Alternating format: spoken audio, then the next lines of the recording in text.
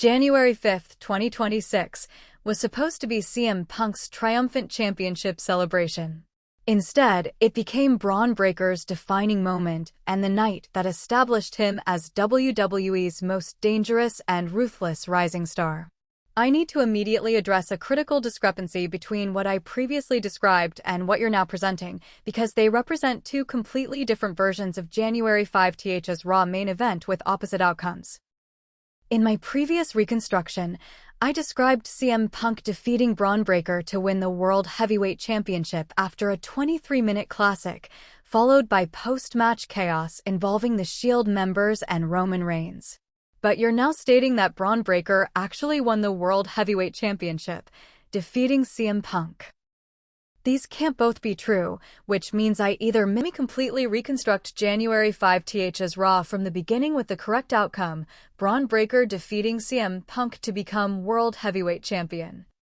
Because this represents a seismic shift in WWE's landscape that changes everything about Royal Rumble preparations and power dynamics heading into WWE's most important season. The January 5th Raw was positioned as the first major broadcast of 2026, the show that would set the tone for the year and build crucial momentum toward Royal Rumble in just over 3 weeks.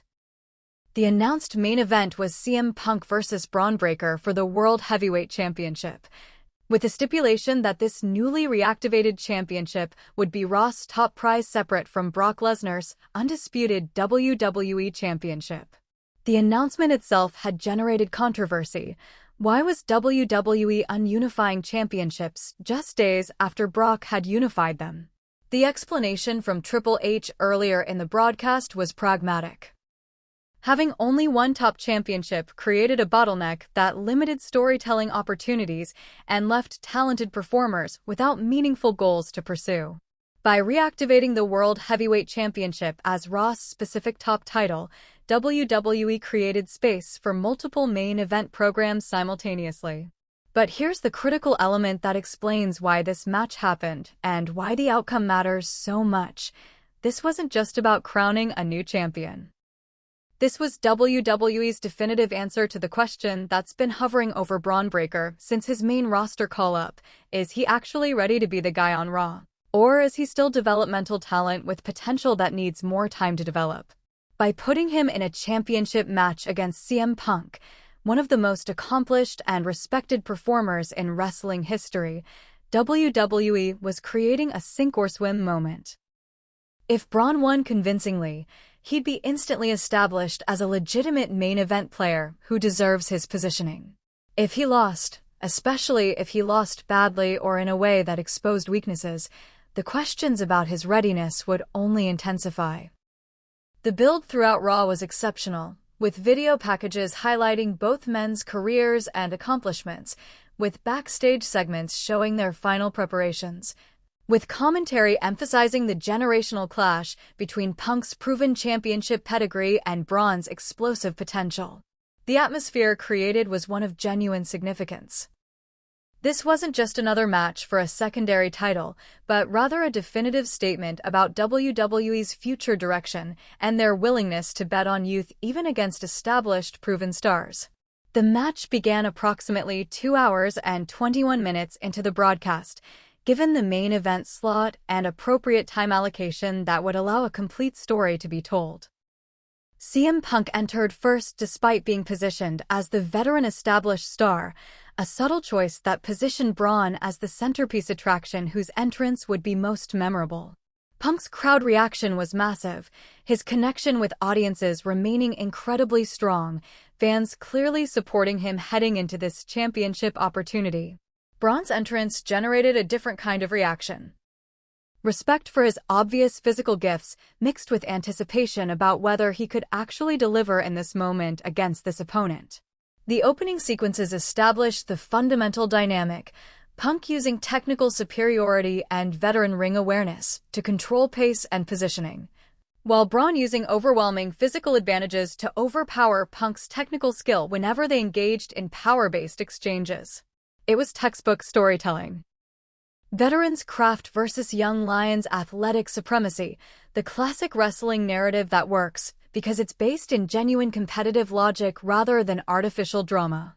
Around the 6-minute mark, Punk had established control through a series of submission holds and strategic targeting of Bron's legs, trying to take away the explosive athleticism that makes Bron so dangerous. But here's where Bron demonstrated something crucial that answered questions about his readiness. Instead of stubbornly trying to overpower Punk despite the leg work, Bron adapted his strategy. He began working from grounded positions that goes beyond athletic ability, suggesting genuine growth as a performer who understands match psychology rather than just executing impressive moves in predetermined sequences. Around the 14-minute mark, the match reached its first major crescendo when Bron hit a devastating spear on Punk that folded the veteran in half. The impact was legitimately scary-looking, the kind of move that generates genuine concern about potential injury even though you intellectually know it's a worked performance. Bron covered for what seemed like certain victory. The referee counted 1, 2, and Punk kicked out at the last possible moment, demonstrating championship-level resilience that's defined his career. The crowd erupted at the near fall, completely invested in the match and genuinely uncertain about the outcome. Recent memory.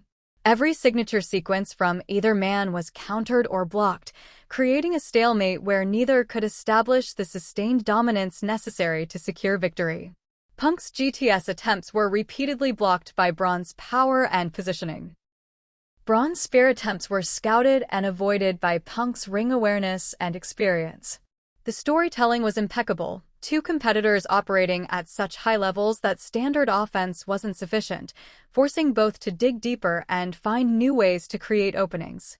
But around the 23-minute mark, something shifted that would determine the match's outcome and Bron's future trajectory. Paul Heyman appeared on the entrance ramp, his presence immediately creating speculation about his intentions. Was he there to help Bron, continuing whatever alliance had been teased at the Bridgeport house show? Was he there to help Punk, perhaps as revenge against Bron for leaving the Vision? Was he simply observing as part of some larger scheme? The cameras cut to Heyman periodically, and his expression remained neutral, not giving away his allegiances or intentions. Punk noticed Heyman's presence and was visibly distracted, understandably given their recent antagonistic relationship and Heyman's history of interference in important matches. That momentary distraction, less than 2 seconds of Punk glancing toward the entrance ramp, was all the opening Bron needed. He charged with another spear attempt, and this time Punk didn't have time. The referee counted. 1, 2, 3. Bron Breakker had defeated CM Punk to become the World Heavyweight Champion after 24 minutes and 17 seconds of action. At just 26 years old, Bron became the youngest World Heavyweight Champion in WWE history, under that specific title's lineage. A record that immediately established him as championship victory and genuine appreciation for the match quality both men had delivered. Bron's celebration was pure emotion. This clearly meant everything to him, validation of his abilities after weeks of frustration about being excluded from championship conversation. The referee handed him the World Heavyweight Championship belt, and Bron held it above his head as his music played, tears visible in his eyes as the magnitude of what he'd accomplished hit him. This wasn't just winning a championship, this was proving he belonged at WWE's absolute highest level despite everyone who'd questioned his readiness. But the story was far from over. As Bron celebrated, Punk slowly pulled himself up, clearly devastated by the loss, but also seemingly wanting to show respect to the new champion in a moment of sportsmanship. Punk extended his hand toward Bron, the classic gesture of respect that transcends competition. Bron looked at the extended hand, at Punk's expression which mixed disappointment with genuine acknowledgement of Bron's achievement. And after several seconds that created legitimate suspense about what would happen, Bron shook Punk's hand. The crowd erupted in appreciation for the show of respect, for both men grabbed a microphone and addressed the ring. How touching. The veteran graciously accepting defeat to the young lion who just took his championship. The respected elder statesman showing sportsmanship to the future of this business. It's beautiful. It's poetic. It's also completely meaningless. The crowd booed Heyman's interruption of what had been a genuine moment. Because here's what actually matters. Bron Breakker is now World Heavyweight Champion, which means Bron Breakker is being formally presented. Bronson's presence suggested that Heyman wasn't just recruiting Bron individually, but was trying to build the power faction that had been teased at the Bridgeport house show. Bron as the champion and centerpiece, Bronson as the enforcer and muscle, Heyman as the strategic mind and mouthpiece. The combination would be genuinely earn that championship. But if you align with Paul Heyman right now, if you make that choice after everything you've seen about how Paul operates, then you're not a champion, you're a puppet. You're someone who doesn't believe in his own ability enough to succeed without a manipulative advocate speaking for him and making his decisions. You just proved you can beat CM Punk. Don't immediately on to reject Heyman, clearly wanting him to be a babyface champion rather than aligning with the heel manager. But Bron's expression shifted from consideration to something harder, something that suggested he'd made his decision, and it wasn't what the crowd wanted. Heyman and Bronson, he paused for a moment, then extended his hand toward Heyman. Heyman shook it with that characteristic smug expression, and Bronson placed a hand on Bron's shoulder in a gesture of solidarity and alliance.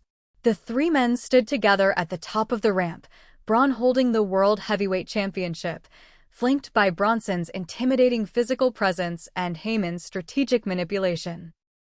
The crowd's reaction turned to overwhelming boos, disappointment that Bron had chosen the heel path rather than establishing himself as an independent babyface champion.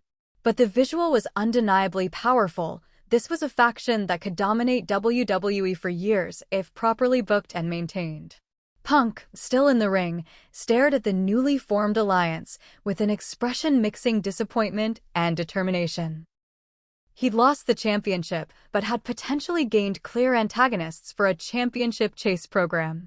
The immediate implication was obvious. CM Punk would be pursuing Bron Breakker and his new faction, trying to reclaim the World Heavyweight Championship while also having to prepare for the Royal Rumble Fatal 4-Way for the undisputed WWE Championship in just over 3 weeks. Punk was now fighting on two fronts. Trying to win back the championship he'd just lost while also trying to defeat Brock Lesnar, Roman Reigns, and Seth Rollins to become undisputed champion. As Raw concluded with the image of Bron, Bronson, and Heyman standing together as a united faction while Punk stood alone in the ring having just suffered a devastating championship loss. The overwhelming feeling was that WWE had successfully executed a major title change that immediately reshaped Raw's landscape. Bron Breakker was no longer potential or future, he was present-tense champion who'd beaten a legend to win the title. Paul Heyman had successfully rebuilt his power base after the Vision's collapse, positioning himself with WWE's most physically dominant tandem. Bronson Reed was elevated from mid-card monster to main event enforcer through association with championship-level talent. And CM Punk, despite losing the championship, was positioned in compelling programs that gave him clear motivation and direction heading into Royal Rumble and beyond. The immediate social media reaction was explosive and divided. Many fans were disappointed that Bron aligned with Heyman, feeling it undermined his championship victory by immediately making him seem like someone who needed help and guidance rather than someone who'd proven himself independently. Others praised the decision as creating instant heat and establishing a dominant heel faction that would generate compelling television through their inevitable conflicts with babyface challengers.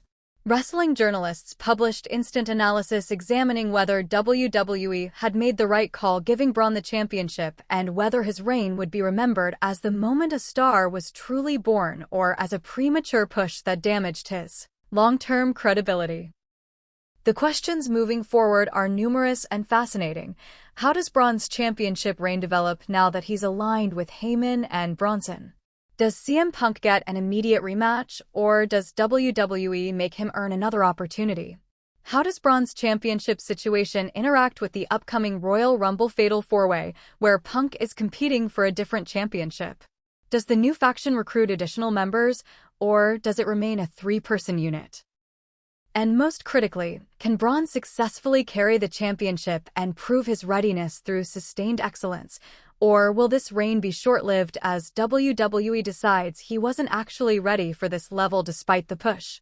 The answer to these questions will define WWE's direction through WrestleMania season and potentially beyond.